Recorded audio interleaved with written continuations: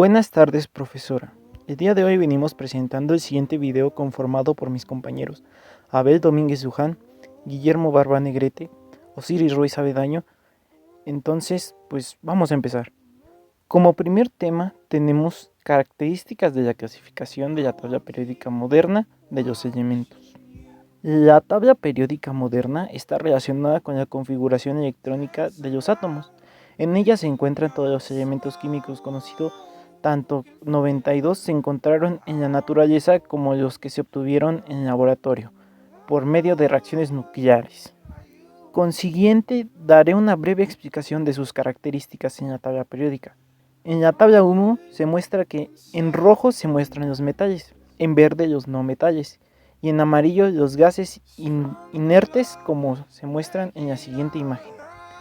En la tabla 2, en verde, se muestran los elementos representativos, en amarillo los elementos de transición, en azul los gases inertes y en rojo los elementos de transición interna, como se muestran en la siguiente imagen. Como siguiente tema tenemos la tabla periódica y la tabla cuántica. ¿Qué es la tabla periódica? Bueno, la tabla periódica de los elementos es una disposición de los elementos químicos en forma de tabla, ordenados por un número atómico, por su configuración de electrones y propiedades químicas. Este ordenamiento se muestra tendencias periódicas como elementos como comportamiento similar en la misma columna. A continuación se les mostrará la tabla periódica normal. Vamos a la siguiente parte de esta explicación. La tabla cuántica. La tabla cuántica es una clasificación de los elementos basada en la periodicidad de sus propiedades químicas, como consecuencia y función de la distribución electrónica obtenida de los valores de los números cuánticos. Los bloques estarán representados por el grupo 1 y 2, respectivamente. En breve se les mostrará una imagen.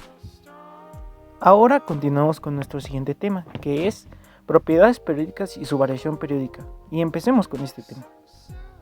¿Qué son las propiedades periódicas? Las propiedades periódicas son electronegatividad, electropositividad, radio atómico, afinidad electrónica, potencial de ionización, la densidad atómica, el volumen atómico, temperatura de fusión y temperatura de ebullición. A continuación se les mostrará una imagen.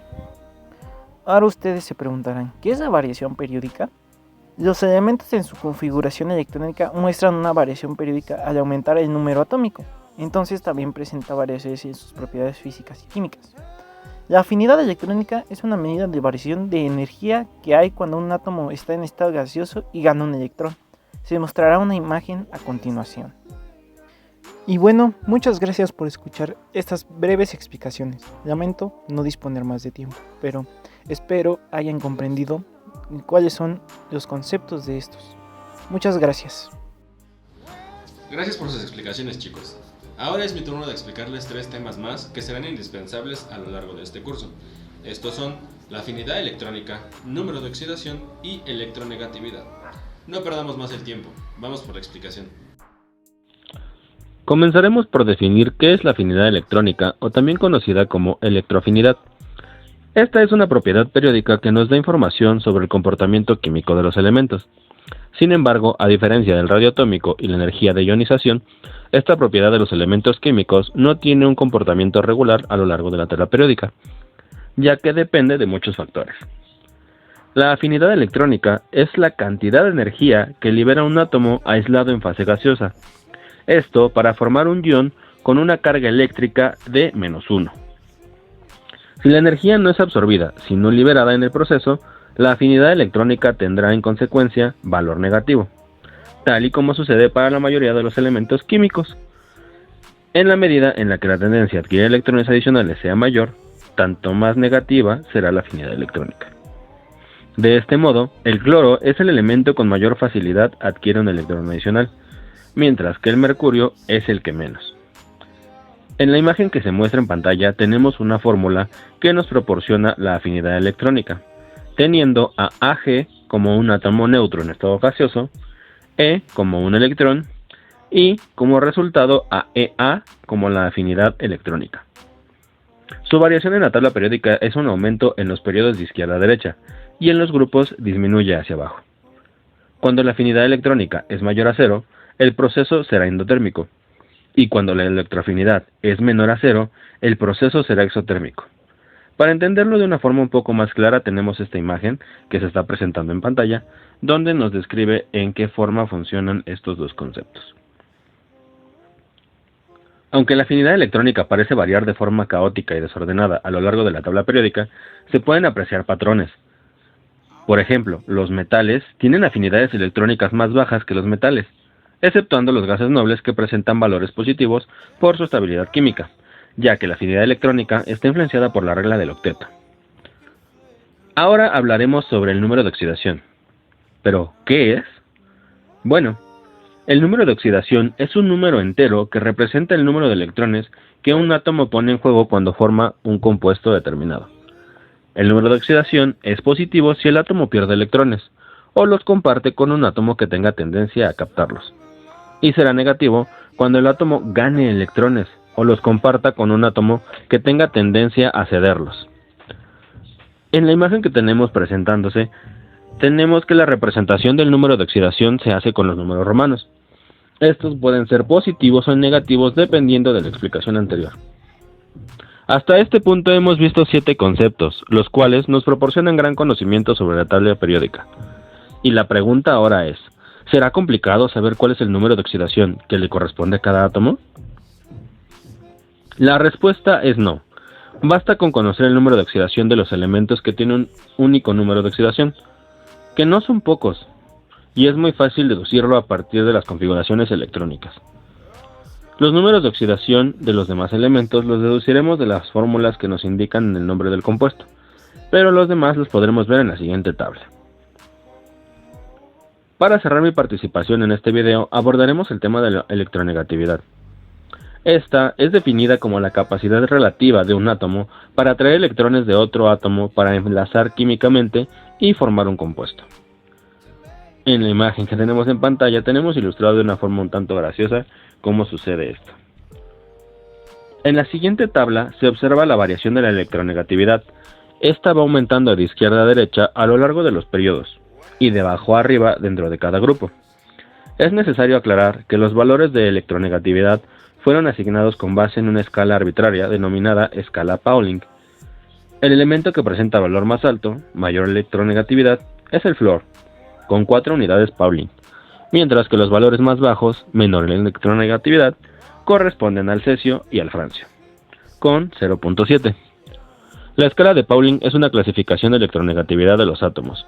En ella se manejan valores desde 4.0 hasta el 0.7 Pauling. Como la electronegatividad varía en forma periódica, puedes predecir la diferencia de electronegatividad que existe entre los átomos enlazados observando la distancia que los separa en la tabla. En general, mientras más separado se encuentra la tabla periódica, mayor será la diferencia de electronegatividades entre los átomos. Gracias compañeros, ahora vamos a empezar con el último tema grande, que son 3 subtemas en total, que es la aplicación del impacto económico o ambiental en algunos elementos. Este se va a dividir en 3 subtemas, el cual es la abundancia de los elementos en la naturaleza, los elementos de importancia económica y los elementos contaminantes, así que vamos a ello. Primero hablemos de la abundancia de los elementos en la naturaleza. En la naturaleza, pero hablando en términos de el universo, los elementos más abundantes son el carbono, el hidrógeno, el oxígeno, nitrógeno, fósforo, potasio, calcio, magnesio, el flúor, el zinc, el hierro, el yodo, el cloro, el germanio, el galio, el titanio y el cadmio. Esos son, pero hablando en términos del universo, son los que más abundan. Pero hablando de la corteza terrestre aquí en el mundo, en el planeta Tierra, los que más abundan son el aluminio, el hierro, el calcio, el sodio, el potasio, el magnesio y el hidrógeno. O sea, aparte de los otros, estos son como unos agregados. Hablando de elementos contaminantes, tenemos el antimonio, el cual es un veneno que se produce por la ingestión, la inhalación de vapores y principalmente por un gas llamado estivina. También tenemos el azufre, que principalmente son sus óxidos, o sea, el dióxido de azufre y el óxido de azufre. Contaminan el aire y el agua que producen la famosísima lluvia ácida, así como derivados que son clorados de azufre, sulfatos, ácidos, y estos son corrosivos. También tenemos el bromo, el cual sus vapores contaminan el aire, además sus compuestos derivados son lacrimógenos y venenosos. El manganeso se emplea en la manufactura del acero y de las pilas secas, la inhalación de polvos y humos conteniendo manganeso causa de envenenamiento. O sea, es normal que alguien se envenene por manganeso por tener las pilas. En las pilas secas, si no se saben desechar, por eso es importante que se desechen bien, además de contaminar el agua y atrofia el cerebro.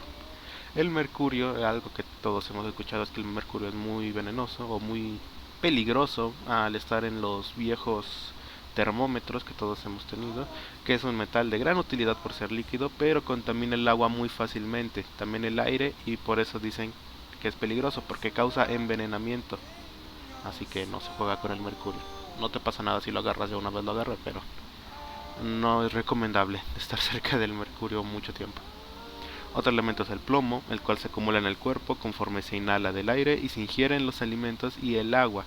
Así que es un elemento de los más peligrosos, ¿no? Es un elemento muy contaminante. Ahora hay que hablar de los elementos en la importancia económica. Estos elementos constituyen un sustento a la economía debido a que estos se utilizan para el desarrollo en los avances de la sociedad, brindando aportaciones en diversos campos como la mecánica, metalurgia, joyería, electricidad, tecnología, etcétera, etcétera, etcétera. El primero de ellos va a ser el hidrógeno.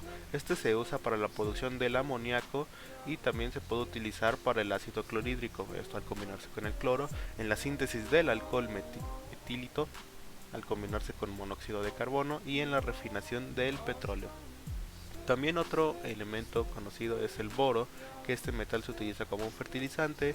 El carbono es importante en numerosos compuestos y son importantes para la vida cotidiana del ser humano, además de formar parte para estructuras de las grasas o los lípidos, que son una forma para el glicerol y la glicerina, el cual es un alcohol. Esto es como más bioquímica, es más del cuerpo humano, pero de todas formas es algo importante de mencionar. Por otra parte tenemos el nitrógeno, que la mayor parte del nitrógeno se encuentra en el aire de la atmósfera y se usa para fabricar amoníaco al combinarse con el hidrógeno. Tenemos el flúor, que se utiliza, puede ser para la pasta de dientes, que todos vemos que las pastas de dientes tienen flúor para prevenir las caries. El cloro se utiliza también para la desinfección, el blanqueamiento de textiles, todos alguna vez hemos lavado ropa blanca con cloro. El bromo son los compuestos orgánicos que contiene bromo, se utilizan como intermediarios en las síntesis industriales de colorantes. El yodo también no es muy usado, pero se utiliza en productos farmacéuticos, pinturas, fotografía y también en desinfectantes, aunque no es del todo usado. Muchas gracias por la atención. En la parte de la edición estuve yo edité, yo hice toda la edición y pues estuve organizando a mis compañeros para la información. Así que espero que todos los temas hayan quedado claros y que el video le guste. Muchas gracias y hasta la próxima.